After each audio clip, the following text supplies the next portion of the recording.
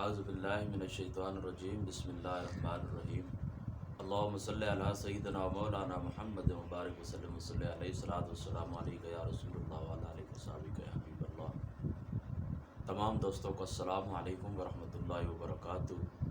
جیسا کہ آپ لوگ جانتے ہیں کہ میں نے جو گفتگو کی تھی شرک کی تعریف کے اوپر، پھر اس کے اوپر 2 سوال ہوئے تھے، پھر اس کا میں نے کل جواب دیا تھا، پھر اس جواب کے اوپر پھر کل 3 سوال کیے محمد شہزاد فیصل صاحب نے۔ تو ان کے چونکہ سوال علمی تھے، بعض سوال تو ایسے ہوتے ہیں کہ ویسے ہی بونگیاں ہوتی ہیں، تو ان کے سوالات چونکہ علمی تھے لہٰذا ان کو میں ایڈجسٹ کرنا چاہوں گا۔ سب سے پہلے دیکھیں انہوں نے عطائی اور ذاتی کا سوال یہ کیا تھا کہ کوئی شخص نبی پاک صلی اللہ تعالیٰ علیہ وآلہ وسلم کو عطائی طور پر رازق مانے، عطائی طور پر خالق مانے وغیرہ وغیرہ، تو کیا وہ شخص مسلمان رہ سکتا ہے؟ اس کا جواب یہ کہ بالکل وہ مسلمان نہیں رہ سکتا۔ اس کی وضاحت میں اس طرح دینا چاہوں گا کہ دیکھیں، مذہب اسلامی ہو یا غیر اسلامی مذہب ہو، اسی طریقے سے کچھ قومیں ہوتی ہیں، ان کے اپنے مسلمہ کچھ عقائد ہوتے ہیں، مسلمہ کچھ اصول ہوتے ہیں۔ تو مذہب کی روشنی کے اندر یا اسی طریقے سے علاقے کی جو رسم و رواج ہوتی ہے یا جو قومیں ہوتی ہیں، ان کے جو مسلمہ اصول ہوتے ہیں وہ ہمیشہ پہلے ہی ابتدا سے ہی بحث کے اندر خارج ہو جاتے ہیں۔ اس کی میں ایک مثال آپ کو دیتا ہوں۔ دیکھیں، مثال کے طور پر ہم حضرت امام اعظم ابو حنیفہ رضی اللہ تعالیٰ عنہ، آپ کی ذات اقدس کو امام اعظم کہتے ہیں۔ تو بعض غیر مقلد ہمارے اوپر یہ اعتراض کرتے ہیں اہل حدیث کہ تم حضور علیہ الصلوۃ والسلام کی ذات مقدس کو چھوڑ کر حضرت امام اعظم ابو حنیفہ کو امام اعظم کیوں کہتے ہیں؟ تو ہم اس کا جواب کیا دیتے ہیں؟ ہم اس کا جواب یہ دیتے ہیں کہ دیکھو کہ حضور نبی پاک صلی اللہ تعالیٰ علیہ وآلہ وسلم کو اللہ تعالیٰ نے جو فضیلت عطا فرمائی ہے وہ فضیلت مطلقہ، یعنی کل کائنات کے اوپر اللہ تعالیٰ نے جتنے جہان پیدا کیے، سب سے افضل، اعلیٰ، سب سے زیادہ تقوی والے، سب سے زیادہ عزت والے، سب سے زیادہ شانوں والے، مرتبے والے آقا علیہ الصلوۃ والسلام کی ذات اقدس ہے۔ یعنی اللہ تعالیٰ کی ذات اقدس کے بعد اگر کسی شخصیت کا مقام اور مرتبہ ہے تو وہ ذات مصطفیٰ حضور محمد مصطفیٰ صلی اللہ تعالیٰ علیہ وآلہ وسلم ہے۔ یہاں تک کہ تمام انبیاء علیہ الصلوۃ والسلام خود بھی اور ان کی امتیں بھی آقا علیہ الصلوۃ والسلام کی امت کے اندر داخل ہیں، وہ امام الانبیاء ہیں۔ لہٰذا حضور علیہ الصلوۃ والسلام اعظم اس حیثیت سے ہیں کہ پوری کائنات سے افضل ہے۔ یعنی اللہ تعالیٰ نے جتنی مخلوقات پیدا کی ہیں ان میں سے اللہ تعالیٰ نے تمام مخلوقات پر جو فضیلت عطا کی ہے وہ اشرف المخلوقات ہے۔ پھر اشرف المخلوقات انسانوں میں اللہ تعالیٰ نے طبقے بنائے ہیں، اولیاء اللہ کے طبقے، انبیاء کے، ان سب کے اوپر جو فضیلت اور سرداری اللہ تعالیٰ نے عطا کی ہے وہ آقا علیہ الصلوۃ والسلام کی ذات اقدس کو عطا کی ہے۔ تو ہم یہ کہتے ہیں کہ وہ تو ہمارا عقیدہ ہے، وہ تو بحث سے ہی خارج ہے۔ ہم جو حضرت امام اعظم ابو حنیفہ رضی اللہ تعالیٰ عنہ کو اعظم کہتے ہیں تو وہ اس لسٹ کے اندر کہتے ہیں کہ جو فقہاء ہیں جن کی فقہ مشہور ہوئی ہے، جن میں حضرت امام اعظم، حضرت امام شافعی صاحب ہیں، حضرت امام احمد بن حنبل ہیں، حضرت امام مالک ہیں۔ اس طریقے سے ابتدائی دور کے اندر بعض دوسرے فقہاء کی بھی فقہی مسالک مشہور ہوا تھے لیکن وہ زمانے کے ساتھ ساتھ ختم ہو گئے تھے۔ تو ہم اس لسٹ کے اندر حضرت امام اعظم ابو حنیفہ کو ان کے مقابلے کے اندر امام اعظم کہتے ہیں۔ تو ان کا یہ جو سوال ہے نا، یہ سوال یہاں پر مسلمہ اصول کی روشنی کے اندر بنتا ہی نہیں ہے۔ اسی طریقے سے آپ تھوڑا تھرلے درجے کے اندر آئے، میں ایک مثال اور آپ کو دیتا ہوں۔ مثال کے طور پر ایک شخص آپ کو کہتا ہے کہ میں سب سے زیادہ اس کائنات کے اندر جس ذات سے ڈرتا ہوں نا، جس ہستی سے ڈرتا ہوں، جس شخصیت سے ڈرتا ہوں وہ میری بیوی ہے۔ یعنی کائنات کے اندر سب سے زیادہ مجھے ڈر اپنی بیوی کا ہے۔ اب دیکھیں، آپ اس کے اوپر یہ اعتراض کر سکتے ہیں کہ دیکھیں ڈرنا تو اللہ کی ذات سے چاہیے، ڈرنا تو اللہ کے رسول کی ذات سے چاہیے۔ نہیں، وہ تو اس کے عقیدے کی بات ہے، وہ تو بحث سے ہی خارج ہے، وہ تو بحث سے ہی خارج۔ اس کی گفتگو کا جو مطلب ہوتا ہے وہ زمانے کے رسم و رواج کے مطابق ہوتا ہے کہ مجھے اتنا خوف ماں باپ کا نہیں ہے، بہن بھائیوں کا نہیں ہے، دوست رشتہ داروں کا نہیں ہے، میں سب سے زیادہ اپنی بیوی سے ڈرتا ہوں۔ بالکل اسی اصول کی روشنی کے اندر جس وقت میں نے گفتگو کی تھی شرک کی تعریف کے اوپر، تو میں اس کا مطلب یہ تھا کہ اللہ تعالیٰ کی جو ذاتی جو اللہ تعالیٰ کی صفات ہیں وہ تو بحث سے ہی خارج ہیں۔ میں نے صرف اتنی بات کہی تھی کہ کچھ صفات اس طرح کے ہیں کہ جو اللہ تعالیٰ کے درمیان اور مخلوق کے درمیان مشترک ہے، یعنی اللہ تعالیٰ نے اپنے بندوں کو وہ صفات عطا کی ہیں، لہٰذا شرک کا سوال نہیں پیدا ہوتا۔ ہاں، فرق ہم یہ کرتے ہیں کہ وہ جو صفات تھیں اللہ تعالیٰ کی وہ ذاتی ہیں، جو ہیں ذاتی ہیں، اور جو بندوں کی ہے وہ عطائی ہیں۔ ٹھیک ہے؟ ہاں، ایک بات اور یاد رکھ لینا ہے آپ لوگوں نے کہ اللہ تعالیٰ کی جو صفات ہیں، دیکھیں قرآن اترتا گیا نا، قرآن اترتا گیا تو اس قرآن کے اندر جتنی بھی صفات اللہ تعالیٰ کی ذکر ہوئی ہیں، نبی پاک صلی اللہ تعالیٰ علیہ وآلہ وسلم ان صفات کے اندر رنگتے گئے، ان صفات کے اندر رنگتے گئے. یعنی قرآن اترتا کیا؟ قرآن کے اندر اللہ تعالیٰ کے جو اخلاق بیان ہوتے رہے، جو اخلاق اللہ تعالیٰ کے بیان ہوتے رہے. یہ بڑی اہم بات کر رہا ہوں، توجہ سے سننا ہے. اللہ تعالیٰ کے جو اخلاق بیان ہوتے رہے نا، وہ اخلاق حضور علیہ الصلوۃ والسلام کی شخصیت کا ایسا بنتے گئے. وہ اخلاق کیا ہوا؟ حضور علیہ الصلوۃ والسلام کی شخصیت کا ایسا بنتے گئے. اب جو صفات اللہ تعالیٰ کی ذاتی تھیں تو ان کا عکس حضور علیہ الصلوۃ والسلام کی ذات اقدس کے اوپر پڑا ہے. ان کا عکس حضور علیہ الصلوۃ والسلام کی ذات کیسے؟ دیکھیں، اللہ تعالیٰ کا اللہ تعالیٰ کی ایک صفت نازل ہوئی، الہ. اللہ تعالیٰ الہ ہے، تو اس الہ کا رنگ حضور علیہ الصلوۃ والسلام کے اوپر اس طرح چڑھا کہ حضور علیہ الصلوۃ والسلام بندگی کے مقام کے اوپر فائز ہو گئے. یعنی الہ کے مد مقابل کیا ہوتا ہے؟ بندگی ہوتی ہے نا.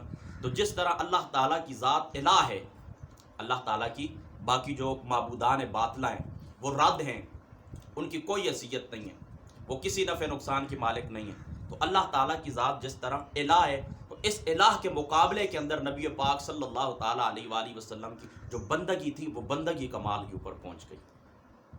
اگر یہ آپ کو سمجھ نہیں آیا، میں اور مثال آپ کو دیتا ہوں. دیکھیں، اللہ تعالیٰ نے قرآن کے اندر نازل فرما لا تأخذہ سنۃ ولا نوم، کہ اللہ تعالیٰ کو نہ نیند آتی ہے نہ اللہ تعالیٰ کو اونگ آتی ہے. تو اس کا عکس حضور علیہ الصلوۃ والسلام کے اوپر یہ پڑا. یہ تو اللہ کی اب صفت ہے نا، تو حضور علیہ الصلوۃ والسلام اس صفت کا سنگ لا تأخذہ سنۃ ولا نوم، اس کا رنگ حضور علیہ الصلوۃ والسلام کی ذات اقدس کے اوپر یوں چڑھا کہ آقا علیہ الصلوۃ والسلام فرماتے ہیں کہ عینی تنامان ولا ینام قلبی، کہ میری آنکھ سو جاتی ہے لیکن میرا دل بیدار رہتا ہے. میری آنکھ سو جاتی ہے لیکن میرا دل بیدار رہتا ہے. تو جو اللہ تعالیٰ کی ذاتی صفات تھی نا، ذاتی صفات، ان کا جو عکس مد مقابل آتا ہے، ان کا کمال اللہ تعالیٰ نے حضور علیہ الصلوۃ والسلام کی ذات اقدس کو عطا فرما دیا. یہ ہمارا عقیدہ ہے. اور غالباً عبدالوہاب شعرانی صاحب رحمۃ اللہ تعالیٰ علیہ، آپ نے لکھا ہے الیواقیت والجواہر کے اندر کہ حضور علیہ الصلوۃ والسلام جب معراج والی رات اللہ کی قربتوں کے اندر گئے تھے تو ایک مقام کے اوپر اللہ تعالیٰ کی صفات کے پردے عائل ہوئے تھے. تو آقا علیہ الصلوۃ والسلام کو ان صفات کے پردوں میں سے گزارا. جس صفت کے رنگ سے پردے سے حضور علیہ الصلوۃ والسلام گزرتے گئے، اس صفت کا رنگ حضور علیہ الصلوۃ والسلام کی ذات اقدس کے اوپر چڑھتا گیا. یہ میرے بھائی کے پہلے سوال کا جواب تھا کہ جو اللہ تعالیٰ کی ذاتی صفات ہیں، تو ایک تو وہ ہماری بحث سے خارج ہیں اصول کی روشنی میں، اور دوسرا ان کا عکس یعنی مد مقابل جو ہوتا ہے، الہ کے مد مقابل ہوتا ہے بندگی. تو اس کا عکس یعنی وہ جو صفات اللہ تعالیٰ کی ذاتی تھے، ان کا عکس حضور علیہ الصلوۃ والسلام کی ذات اقدس کے اوپر پڑا. یہ ایک بات ہو گئی. دوسرا سوال انہوں نے یہ کیا تھا کہ آپ حضور شیخ عبد القادر جیلانی کو رضی اللہ تعالیٰ عنہ کیوں کہتے ہیں؟ تو اس کا جواب یہ ہے کہ دیکھیں، اللہ تعالیٰ قرآن کے اندر کہتا ہے ذالک رضی اللہ عنہم ورضوا عنہ ذالک لمن خشی ربہ. اللہ تعالیٰ فرماتا ہے کہ میں ان کو رضی اللہ اس لیے، یہ اللہ تعالیٰ سے یعنی رضی اللہ عنہم ورضوا عنہ، یہ سرٹیفکیٹ اللہ تعالیٰ اس لیے دے رہا ہے کہ ان کے دل کے اندر خشیت الہی ہے. ان کے دل کے اندر کیا ہے؟ خوف خدا ہے. تو اس خوف خدا کی وجہ سے میں کیا کرتا ہوں کہ ان کو ایک رضی اللہ عنہم ورضوا عنہ، یعنی اللہ تعالیٰ ان سے راضی ہوا کس وجہ سے کہ ان کے دل کے اندر خوف خدا ہے. تو پتہ چلا کہ جس بندے کے دل کے اندر خوف خدا معلوم ہو، ظاہری قرائن سے اس کو رضی اللہ تعالیٰ عنہ کہہ سکتے ہیں. تو حضور غوث پاک رضی اللہ تعالیٰ عنہ، آپ وہ حضرت امام اعظم ابو حنیفہ رضی اللہ تعالیٰ عنہ، یا باقی جو بزرگان دین ہوتے ہیں نا، تو جن کا خوف خدا آپ لوگوں کو معلوم ہے، آپ ان کو رضی اللہ عنہ کہہ سکتے ہیں. اور عام آدمی کو رضی اللہ تعالیٰ عنہ کہیں گے تو جملہ دعائیہ کے طور پر کہیں گے. اور جس کے دل کے اندر خوف خدا معلوم ہو، وہ صحابہ پاک کی ذات ہو، اولیاء اللہ کی ذات ہو، تو اولیاء اللہ کی ذات ہو تو ان کو رضی اللہ عنہ کہیں گے. یعنی صحابہ پاک کی ذات یا اولیاء اللہ کی ذات، نیک بندوں کی ذات جن کا خوف خدا ہونا معلوم ہو، ان کو رضی اللہ عنہ کہیں گے جملہ خبریہ کے طور پر کہ ان سے اللہ تعالیٰ راضی ہو گئے. اور عام آدمی کو جس وقت رضی اللہ تعالیٰ عنہ کہیں گے تو یہ جملہ دعائیہ بنتا ہے، یعنی ہم دعا دے رہے ہوتے ہیں کہ اللہ تعالیٰ تجھ سے راضی ہو جائے. یہ دو سوال ہو گئے تھے اس بھائی کے. اب تیسرا سوال پھر اچانک میرے ذہن سے اتر گیا. تیسرا سوال بھی ان کا تھا، اب غالباً میرے ذہن میں اب نہیں آ رہا. چلو ٹھیک ہے، انشاءاللہ تعالیٰ پھر صحیح. تو یہ چلو دو سوال میں نے ایڈجسٹ کر لیا نا، تو تیسرا سوال ابھی میرے ذہن میں نہیں آ رہا کہ ان بھائی نے تیسرا سوال بھی کیا تھا. چلو ٹھیک ہے، چھوڑ دیتے ہیں. اب ایک بات ہے، میرا درد بھرا پیغام ہے پوری امت کے لیے اور پوری دنیا کے لیے، سمجھ دیں میرا درد بھرا پیغام ہے. اور اس پیغام کے بھی دو حصے میں کرتا ہوں.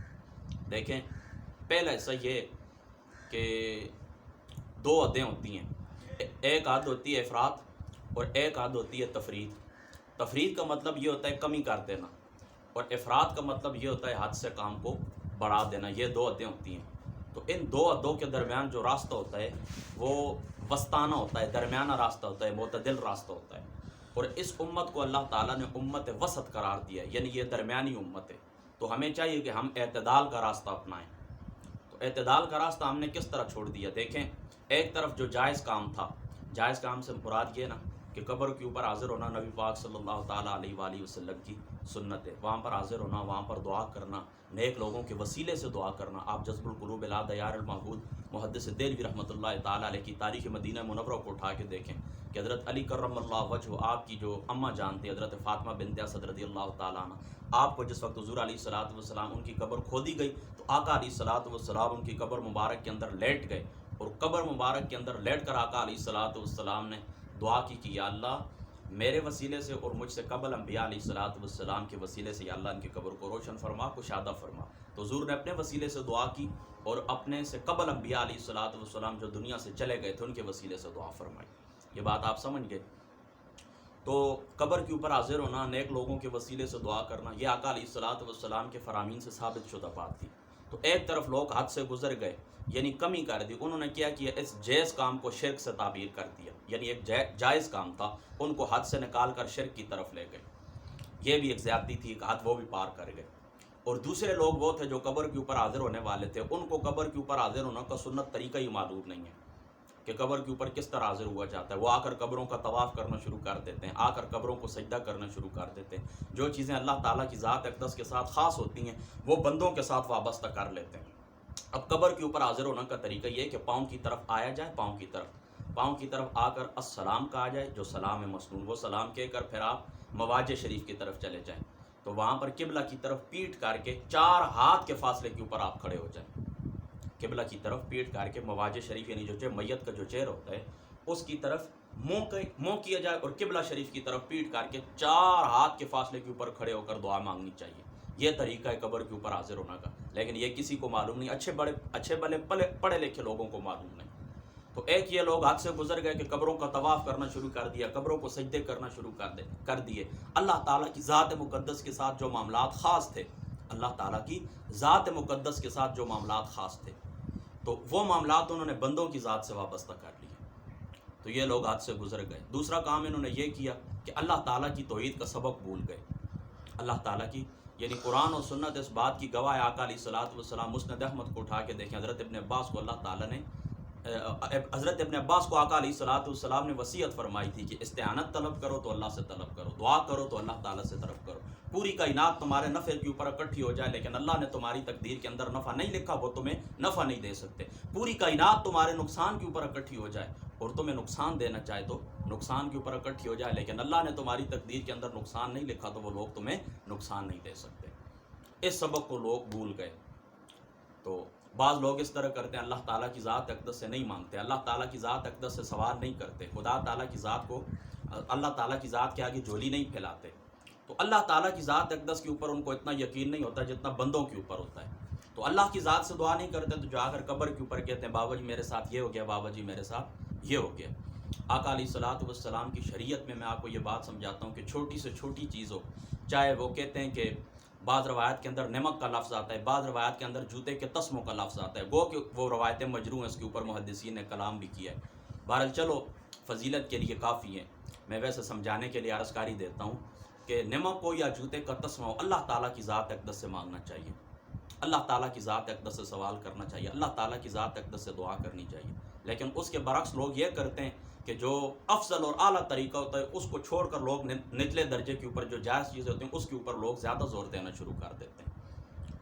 تو یہ باتیں اس طرح ہیں کہ یہ درست نہیں ہے، یہ بھی غلو ہے، یعنی حد سے بڑھنے۔ اگر انہوں نے شرک کا فتویٰ لگایا اور کمی کی تو یہ لوگ بھی حد سے بڑھ گئے، اللہ تعالیٰ کی توحید کا سبق بھول گئے، انبیاء علیہ الصلوۃ والسلام کی آمد کا مقصد بھول گئے، اللہ تعالیٰ کے ولیوں کی جو تعلیمات ہیں وہ بھول گئے۔ آپ حضور غوث پاک رضی اللہ تعالیٰ عنہ آپ کے فتوح الغیب کے خطبات کو اٹھا کر پڑھیں کہ انہوں نے کس طرح توحید کا درس دیا ہے قوم کو۔ آج ہم سارے لوگ جتنے بھی بریلوی مسلک سے تعلق رکھتے ہیں، مسلک اہل سنت کے ماننے والے لوگ ہیں، آج ہم نے ان کی تعلیمات کو پس پش ڈال دیا ہے۔ ان کی تعلیمات کے اوپر ہم نے کیا کیا؟ کچھ عمل نہیں کیا، بس ان کے نام کی 11ویں شریف کا حلوہ ہم نے کھایا ہے اور ہم نے خیرات تقسیم کی، ان کے نام کے اوپر دیگیں پکائی ہیں، خود بھی کھائیں اور لوگوں کو بھی کھلائیں، بس یہی کام ہمارا رہ گیا ہے۔ ان کی تعلیم کا ہمارے ساتھ دور تک کا بھی واسطہ نہیں ہے۔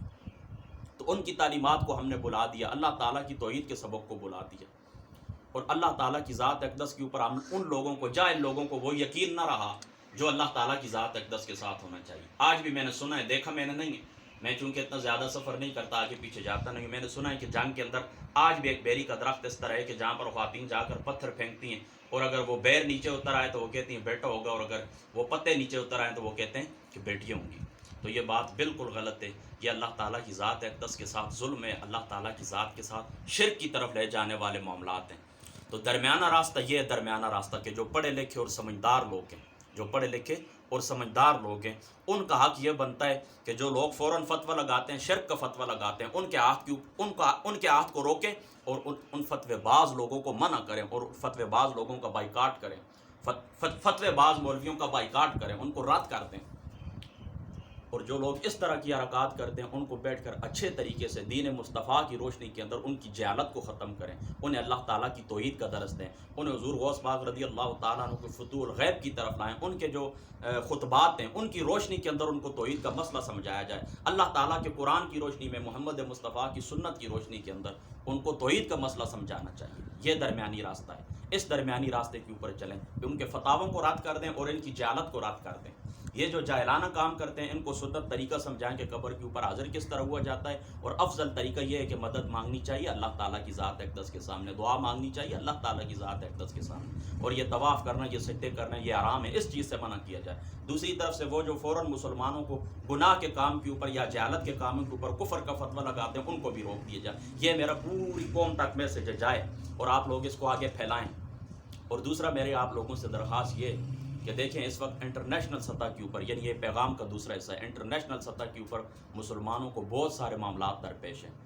وہ جو مستشرقین حضور علیہ الصلوۃ والسلام کی سیرت کے اوپر، حضور علیہ الصلوۃ والسلام کی حدیث مبارکہ کے اوپر طرح طرح کے اعتراض کرتے ہیں، اور آج تک ہم چھوٹی چھوٹی فروعی مسائل کے اندر تقسیم ہو چکے ہیں۔ بس آج تک اس چیز کے اوپر لڑائی، انگوٹھے چومنا ہے یا نہیں چومنا، انگوٹھے چومنا جائز ہے یا نہیں، شلوار کہاں تک رکھی جائے گی، ہاتھ یہاں پر باندھے جائیں گے یا یہاں پر باندھے جائیں گے، آواز اونچی آواز میں آمین کہیں گے یا آہستہ آواز میں آمین کہیں گے، نماز کے اندر رفع یدین کریں گے یا نہیں کریں گے، میلاد شریف کا جلوس جائز ہے یا نہیں جائز ہے۔ اسی بحثوں کے اندر ہم پڑے ہوئے، ہم لوگوں نے اپنی توانائیاں کیا کر دی ہیں، ضائع کر دی ہیں، اور آج جو غیر لوگ ہیں، جو ہمارے دین اسلام کے کٹر دشمن ہیں، وہ آج بلندی کے اوپر آ چکے ہیں، اوپر والی سطح کے اوپر آ چکے ہیں، اور مسلمانوں کو دیوار سے لگایا گیا ہے ایک انٹرنیشنل سازش کے تحت۔ تو انٹرنیشنل بین الاقوامی سطح کے اوپر پوری دنیا کے اندر مسلمانوں کو بہت سارے معاملات درپیش ہیں۔